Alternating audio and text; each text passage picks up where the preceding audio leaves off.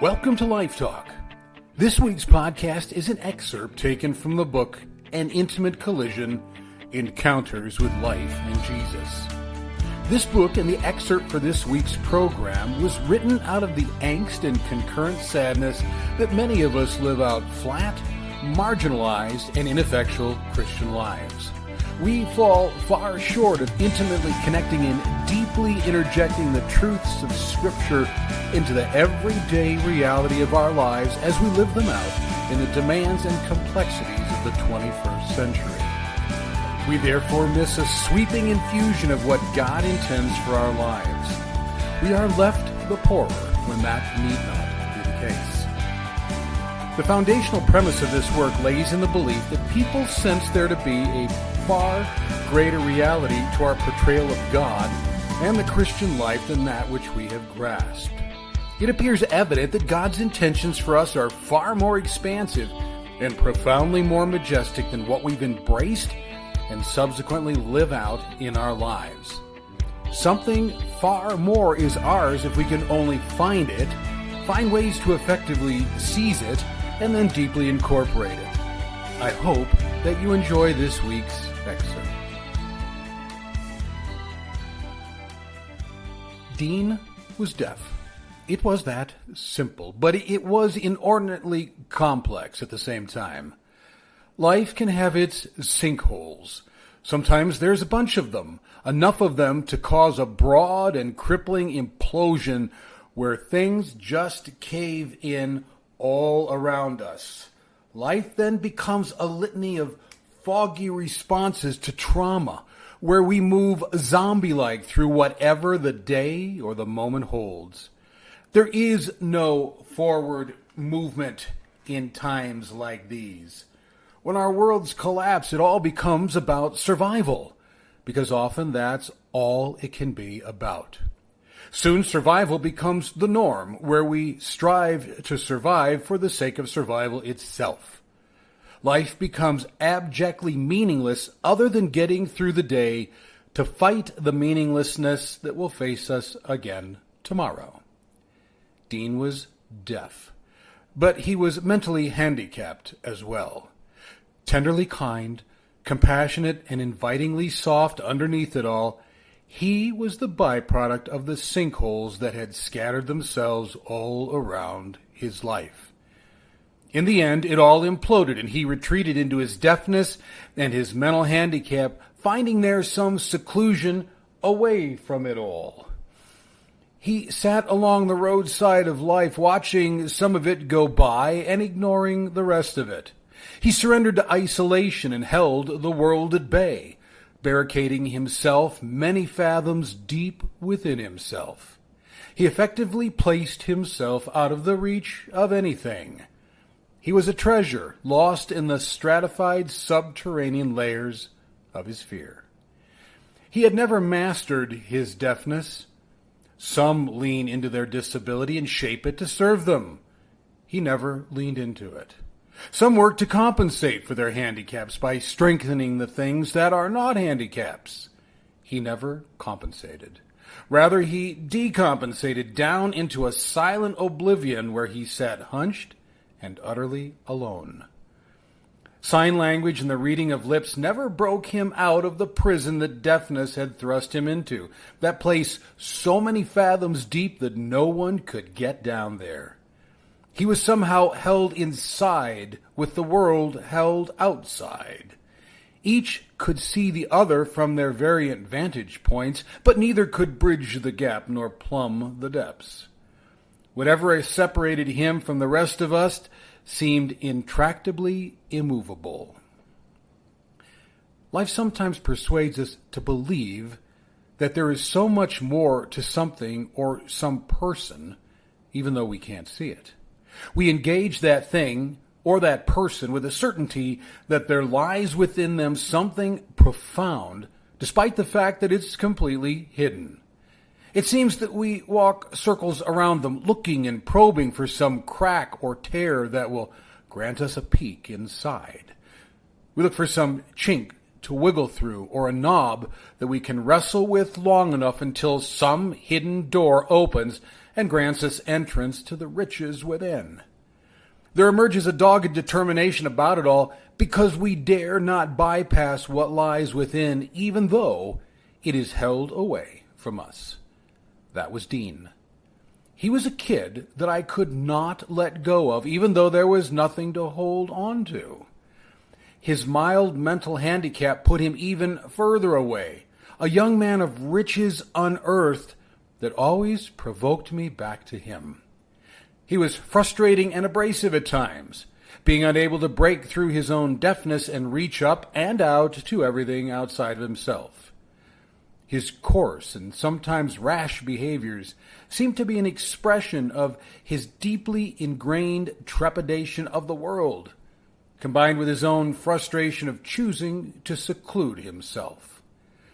Because he couldn't break out, he reinforced his isolation from the inside out, pushing everything away so that he would have a sense of who he was as locking the world outside of himself.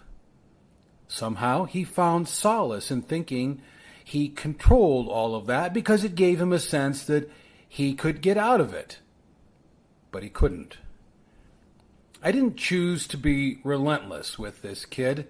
I had no choice but to be relentless. Sometimes what you see in another is far too convincing and too terribly compelling to let go of it, even when you meet with nothing more than outright rejection and ever-thickening walls. And walls there were, thick, fortified, and towering. I found myself relentlessly in pursuit and then disappointed into withdrawal, only to do it all over again because this kid was somehow just too precious to let go of. He needed to hear, maybe not with his ears, but at least with his heart. I prayed that God would pull Dean aside and open up something that would open him up. Rejection and scorn was his lot, due to the assumption of sin that others had about him. The world was largely silent for him. Something was missing that he could not identify, because he had never known it. Life is indeed an orchestra, full and complete, absolutely masterful.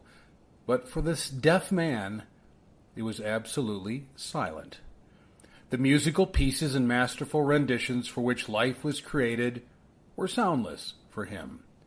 Notes and scores that were casually written across the faces of friends, that were penned in the raucous flamboyance across bustling open-air markets, that found subtle notion in droning bees gently drifting from blossom to a waiting blossom, all gave the faintest hints of the melodies they illustrated, but the sounds were never there. The sheet music ran in front of him in endless reams, but they didn't spawn a sound. The haunting call of myriad geese aloft, the pounding surf throwing itself against a forever beach, or the fingers of the wind rustling through listless treetops were silent for him. The roll of a distant summer thunderstorm on a humid horizon, or the raucous laughter of life rising from the soul of humanity itself, was nothing more and nothing less than the sound of silence. Entombed in a vacuum of deafening silence, the orchestra had always played soundlessly for this deaf man. Vigorously indeed, but vigorously silent. He was deaf, and he was starkly alone. He attempted to interact and engage with the music and the melodies, but to try to participate in a world you can't hear leaves you ever outside of that world despite how hard you try. His lips were slow and drawn with words that were ill-formed. He arduously attempted to wrap words around voice and syntax and intonation that he had never heard. He spent himself in perpetually frustrating efforts to do what he couldn't conceive and could much less imagine, to put sound to words he'd never heard. His words were slurred, distorted, verbally twisted and linguistically bent, readily inviting and successfully garnering ridicule, mockery, and confusion from those that lived in the world of sound. His was a life forced out onto the fringes of life, exiled there in a lonely land where silence is a hated but forever companion. There was no breach in the wall to slip back through in order to touch humanity, so as to belong to something other than the silence. Rejection by others was based on the errant assumption that some sin had caused his deafness. The conclusion was elevated as a full-fledged fact, rendering him an outcast on the falsest of premises. Rejection and silence are both isolating. The difference is that one is a choice, the other is chance. What they have in common is that the person upon whom they both fell chose neither. It was something like a full emasculation of everything it is to be human. That is what it is to be deaf and mute. And so his life went. There was a rumor that circulated, a distant murmuring, unheard by deaf ears, but caught by others, that Jesus was in the Decapolis. This prophet and miracle worker had come. The verdict as to who this Jesus was remained a point of discussion and debate. Some of that was quite heated, and some of it was really rather innocuous. Yet he was coming, and the captivating risk that he was something more than a mortal man was compelling. Had those around this deaf man tired of his dependency, these friends of his, or did they care for him? Was he little more than an object that could be used to entice a miracle of this prophet? Was their intent little more than a ploy for a cheap thrill? The text is unclear. The motive is foggy and indistinct, but they take the deaf-mute to Jesus. It didn't appear to be an action of the deaf man, and doing so of his own accord, as there is no hint of self-determination or self-initiation. There doesn't appear to be any sort of remote inkling that the possibility of being ushered into the world of sound is a distinct possibility. How can you possibly know what you're missing if you've never had it? How can you desire something if desire has no place to be cultivated because we've no idea that there's been anything to be desired?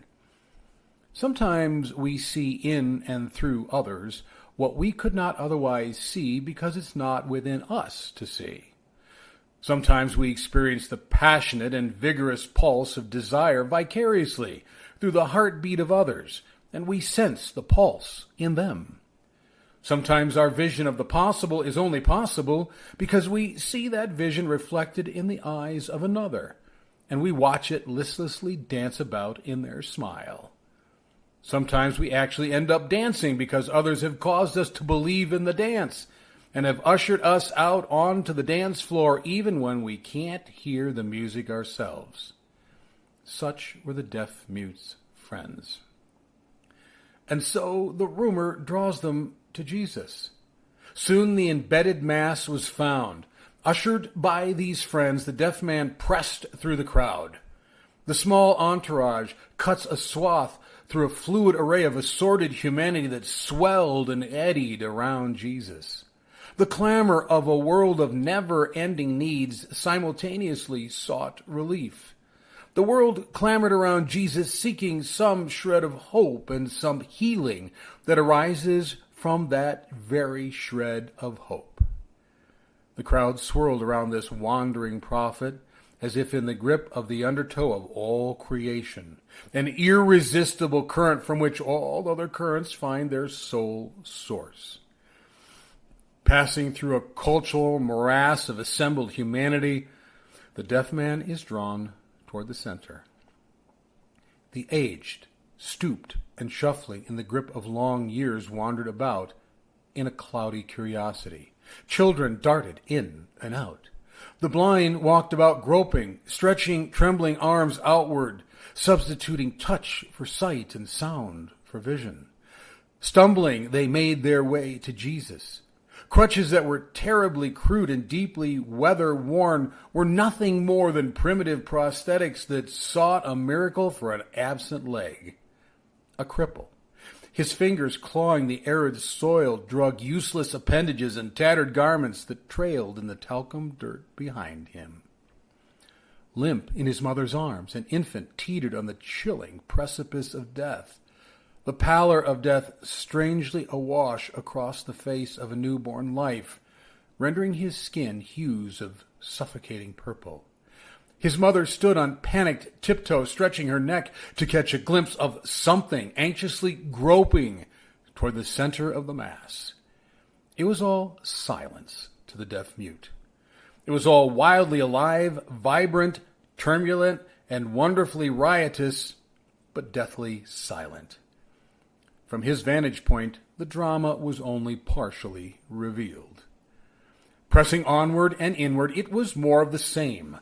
The scene was packed tight with shifting layers of broken humanity, the curious, the destitute, the rich and poor alike. Finally, the last layer of jostling, clamoring humanity parted like the parting of some glorious tapestry. A man of silent stature stood in the crowd, yet infinitely above it. The nucleus of the swirling mass of people and their needs was deafening in silence. Jesus' back was to them, slightly stooped, his hand gently resting on the shoulders of an elderly woman. The look of astonishment was set in her eyes and splashed across her face. A worn cane lay abandoned at her feet. Something unusual had transpired. It was immediately clear that there was thick compassion in his touch, his stance, and his mannerisms. A parting word to the woman, and he turns. His gaze shifted and panned the crowd, mussing the hair of a playful child. Both smile deeply and invade the heart of the other in a superbly divine intersection. Another step, and this Jesus was drawn to the outstretched arms of an ecstatic infant. He moved toward her, his face electrically alive with love and aflame with anticipation. To squeals of laughter he took her, held her high, pulled her to his chest, ran his hand across a misshapen leg, and it was straight. The convergence of two souls. He drew her deeply to his face, and then handed her back to an elated set of parents who now held a daughter who was wholly whole. All of it was too much for words. It was too inexplicable to embrace in the confining catacombs of human understanding. The only question that one can formulate is, who is this? Before the answer can be formulated, Jesus is drawn to the pleas of those who have brought the deaf-mute. Pleas the deaf man cannot hear. The man, this Jesus, stepped toward them, fastening his attention on those who had brought the man. He seemed discerning and listening with some sort of intuition and understanding that superseded anything they could comprehend. He then turned intense eyes and fastened his gaze on the mute. His eyes were more than human, although they appeared to be something that was fully human at the same time. They were infinitely deep, profoundly thoughtful, and intensely focused. A soft but chiseled spirit enamored the crowd and drew the deaf man to Jesus. It was all a terrible yet inviting contradiction of commanding power and gentle softness. Jesus' eyes had the breadth of infinity behind them. The deaf-mute found himself becoming entirely lost in them until Jesus took his arm, gestured, and began to move out of the crowd. God was afoot, the creator of the universe, in intentional motion toward an intentional destination. It was all terrifying but exhilarating at the same time. This fluid mass of humanity parted a second time, but from the inward out. Shifting layers of broken humanity sliced a swath to the edge of the mass. Jesus breached the fringes of the crowd, walking with a man whose life had been lived on the fringes. Jesus was in the process of isolating a man who had lived isolated in deafness. In a moment, the crowd was far behind them, their voices falling into a distant murmur. Those that advocated his healing were absent. Suddenly, inexplicably, this deaf mute was alone with God. Ears and tongue, The world is drawn in through one, with the self being released through the other. They both engage in a partnership of exchange, drawing in and letting out. They draw in the world to process it and then release it back into the world with part of the person attached, adding to life, flavoring it, and affixing yet another unique note to the chorus of the ages. There, in the world of the deaf, this dance was never initiated. The deaf man was isolated from the world and to the world. Drawing the man along, Jesus sought isolation. It was within isolation that isolation would be broken. One-on-one, God and man in relationship echoing back to a lost garden. They walked past the rancor and ruckus of an open-air market filled with bartering and bantering, scales and sweeping gestures. They skirted around scurrying children and walked past stray dogs milling close to tables spread with red meats. A pair of centurions laden with weaponry strode past in the service of oppression, granting Jesus and the deaf-mute no notice. Passing priests in ceremonial robes stepped in pompous cadence on errands of perceived righteousness. And then an unexpected turn into a vacant alley made up of basalt stones that cut a man-made canyon. The sun found scant room to watch the making of a miracle. It cast angled rays, canting itself to catch the pending phenomena. The din of the open-air market and the jostling of the vendors was put at a sufficient distance, becoming gradually muted and fading softly and indistinct into the background. Then a miracle was wrought with gestures that were so familiar to the mute. Gestures were the very means of understanding, and the way in which the deaf-mute had navigated his world. Jesus was not a God interacting in mystery, but in intimacy. There were no methods cloaked with indiscernible actions or unfamiliar rituals. All was simple, direct, and familiar. Fingers and ears, and a touch of the tongue. Saliva was a symbol of the fullest sharing of self as a participant in the miracle right along with the deaf-mute. Jesus engaged the man not as a distant entity, cloaked beyond recognition in some sort of misty immutability.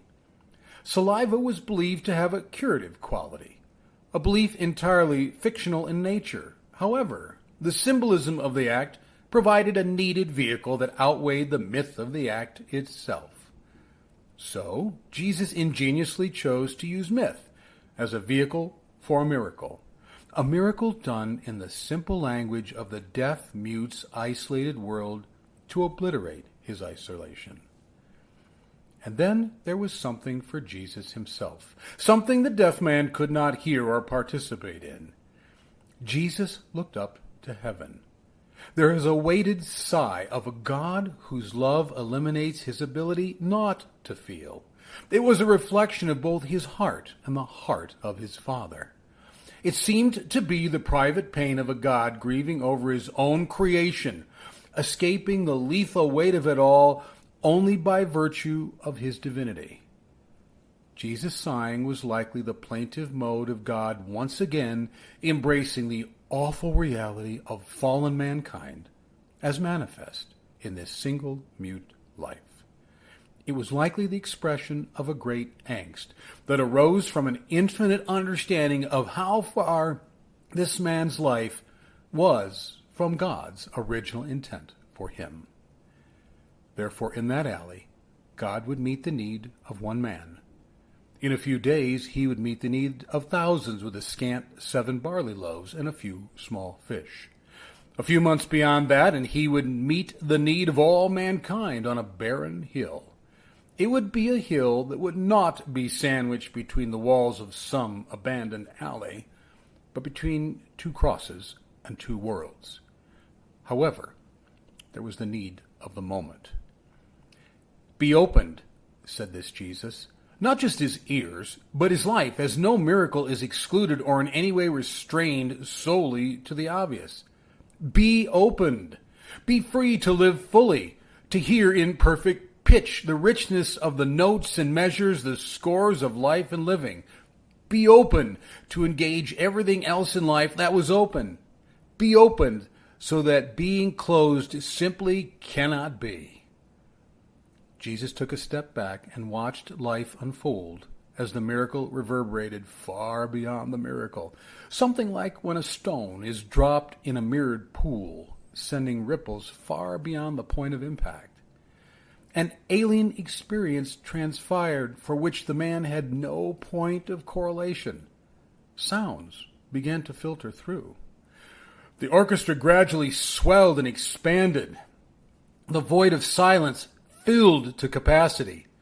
Suddenly, he heard the crunch of gravel beneath his feet, shifting his weight again and again to reproduce the sound his stunned and hungry mind had never imagined.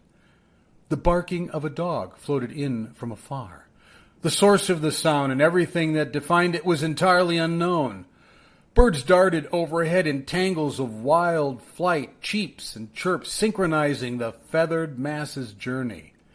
He was caught in the rapture of hearing his own breath. And then words, the first he had ever heard, enunciated clearly, perfectly, and concisely. His own voice now came back to him perfect. The cycle was now marvelously complete. Jesus stood silently, giving the man room and time to embrace the wonder of the moment. Miracles become freeing and claustrophobic at the same time, opening up entirely new venues that are often bigger than our ability to embrace them. Time was needed to allow this astonished man sufficient time to reorient to the miracle of a life restored. Maybe Jesus saw in this man, this deaf mute, the liberation that the cross would extend to billions.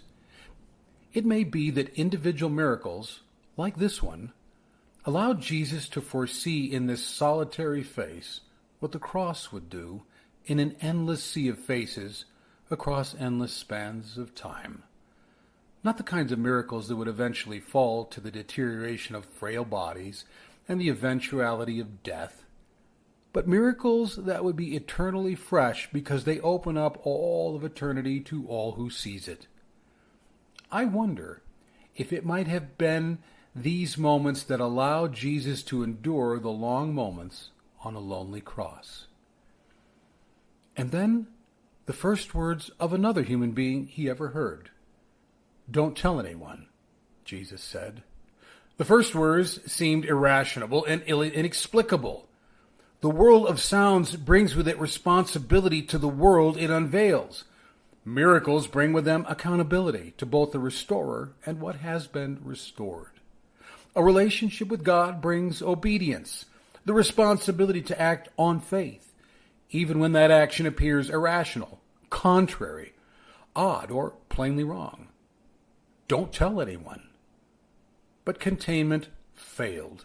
The measure of the miracle was larger than the measure of the man to contain it. But that is what happens when an infinite God intersects and interacts within our finite frames. What he does is always bigger than us and bigger than our ability to contain it. Our faith may be big enough to elicit a miracle, but our faith is seldom large enough to embrace it once it happens. Jesus took his arm, gestured, and began to move out of the alley and into life. And so Jesus pulls me aside at times and isolates me in my isolation. He places creation aside and draws me to a secluded place, away from the crowds that surround me and the world that has so often thrust me to its fringes. Often I'm afraid to be there because I'm confused and frightened to be one-on-one with God.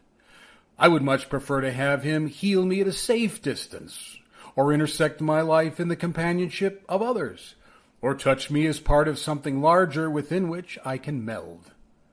But one-on-one, in some alley in my life, secluded with God, sequestered with the Creator, it is both terrible and wonderful.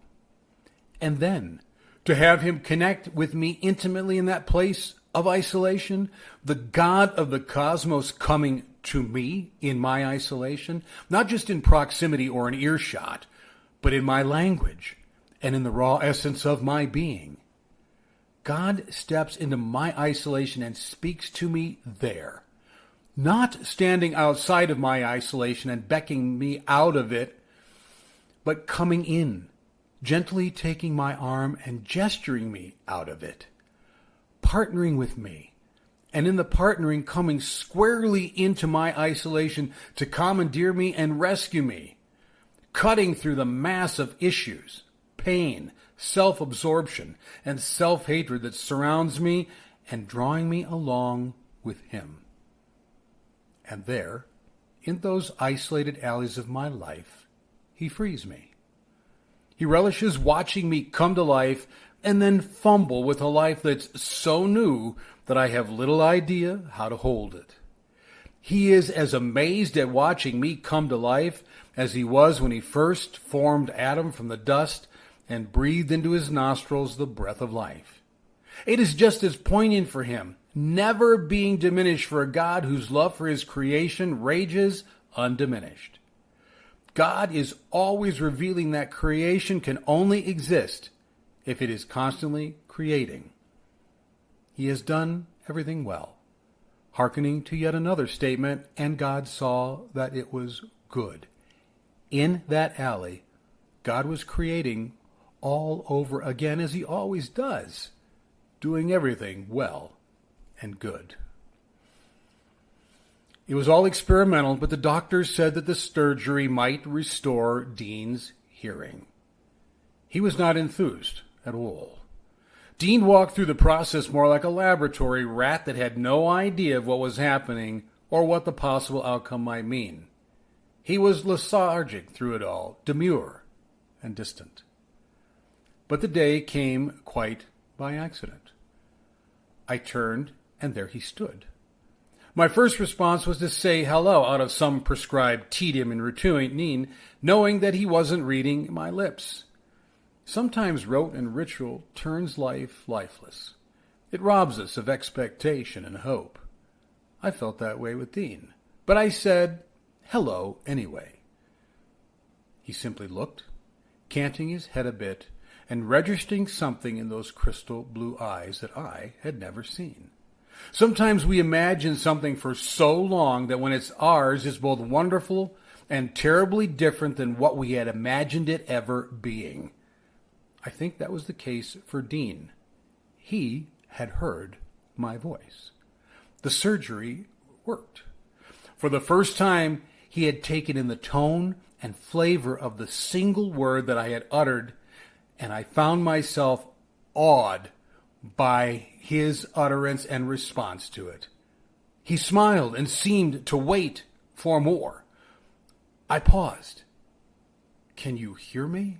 I said tentatively, desperately hoping that he was no longer locked in and I locked out. Instantly he grabbed my arm, turned, and in the rush of wonder pulled me down the hall and into his room.